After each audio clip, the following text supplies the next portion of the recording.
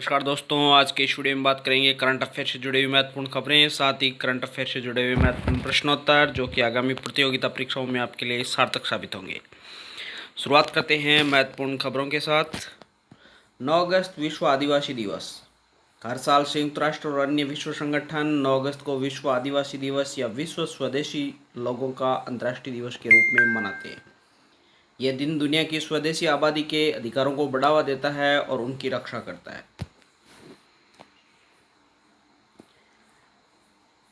1982 में जेनेवा में स्वदेशी आबादी पर संयुक्त राष्ट्र कार्य समूह की पहली बैठक को चिन्हित करने के लिए 9 अगस्त को विश्व आदिवासी दिवस के रूप में चिन्हित किया गया।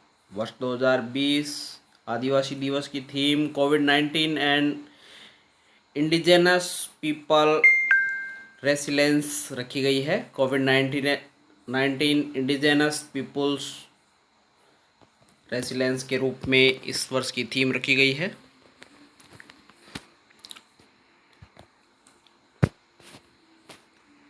अगली खबर है, श्रीलंका महिंद्रा राजपक्षे ने चौथी बार प्रधानमंत्री के रूप में शपथ लिए। श्रीलंका में महिंद्रा राजपक्षे ने चौथी बार प्रधानमंत्री के रूप में शपथ लिए। कोलंबो के पास केलनिया महाविहार में आयोजित एक समारोह में उन्हें उनके छोटे भाई और राष्ट्रपति गोतबाया राजपक्षे ने शपथ दिलाई। राजपक्षे को 2009 में राष्ट्रपति पद के दौरान दशकों पुराने लिट्टे युद्ध को समाप्त करने का श्रेय दिया जाता है। अगली खबर है, पीएम ने सप्ताह भर का गंदगी मुक्त भारत अभियान लॉन्च किया है। प्रधानमंत्री नरेंद्र मोदी ने स्वतंत्रता दिवस के उपलक्ष्य में स्वच्छता के लिए एक सप्ताह तक चलने वाले अभियान गंदगी मुक्त भारत का शुभारंभ किया है। इस सप्ताह के दौरान 15 अगस्त तक प्रत्येक दिन शहरी और ग्रामीण भारत में स्वच्छता के लिए जन शिक्षा को फिर से लागू करने के लिए विशेष स्वच्छता पहल की जाएगी।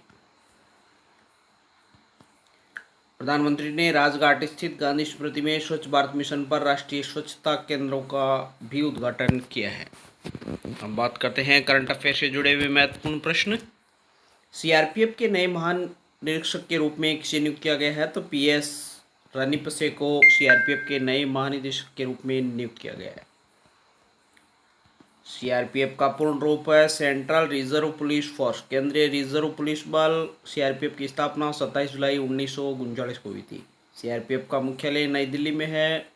सीआरपीएफ के वर्तमान अध्यक्ष आनंद प्रकाश माहेश्वरी है। सीआरपीएफ का मोटो सेवा और निष्ठा है। अगला प्रश्न है, आईसीसी पुरुष टी20 वर्ल्ड कप 2021 की मेजबानी कौन सा देश करेगा? तो भारत 2021 की मेजबानी करेगा, जबकि वर्ष 2022 टी20 पुरुषों के वर्ल्ड कप की मेजबानी ऑस्ट्रेलिया को दी गई है। आईसीसी विश्व में क्रिकेट मैच आईसीसी रेगुलेट करता है। आईसीसी का पूर्ण रूप है इंटरनेशनल क्रिकेट काउंसिल, अंतर्राष्ट्रीय क्रिकेट परिषद। आईसीसी की स्थापना 15 जून 1909 को हुई थी। आईसीसी का मुख्यालय दुबई संयुक्त अरब अमीरात में है और आईसीसी के सीईओ मनु साहनी है।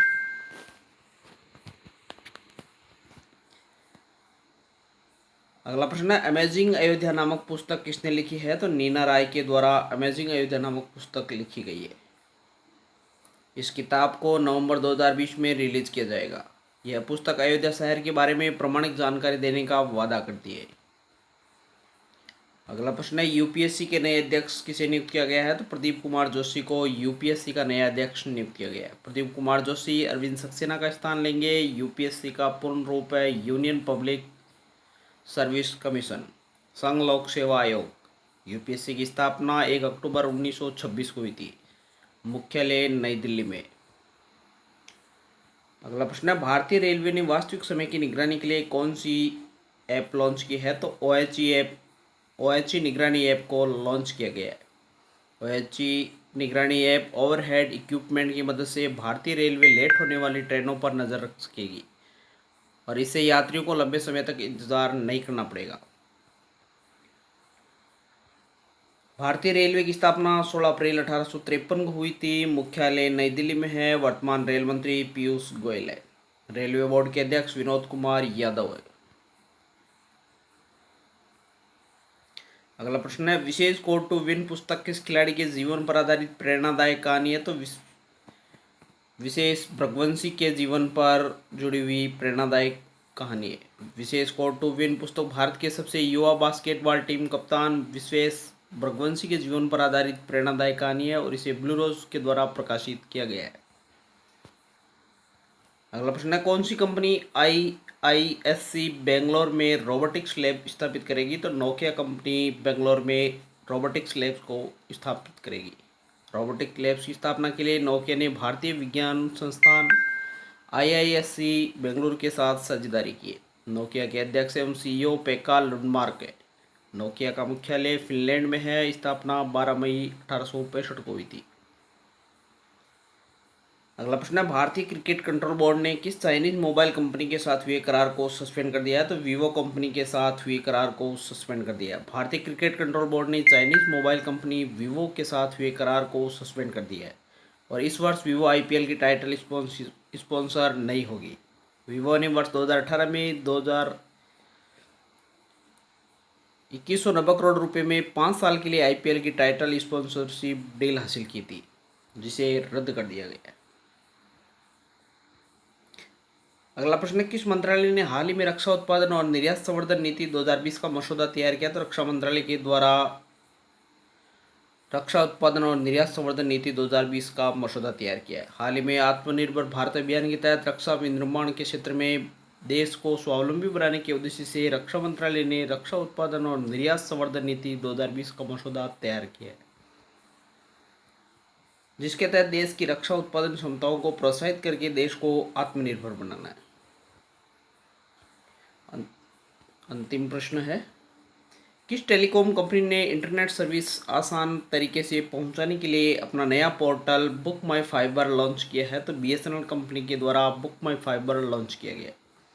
सरकारी टेलीकॉम कंपनी BSNL ने इंटरनेट सर्विस आसान तरीके से पहुंचाने के लिए अपना नया पोर्टल बुक माई फाइबर लॉन्च किया। इस पोर्टल के माध्यम से यूजर्स नए फाइबर कनेक्शन के लिए ऑनलाइन आवेदन कर सकते हैं। तो साथियों, ये थे करंट अफेयर से जुड़े हुए महत्वपूर्ण प्रश्न।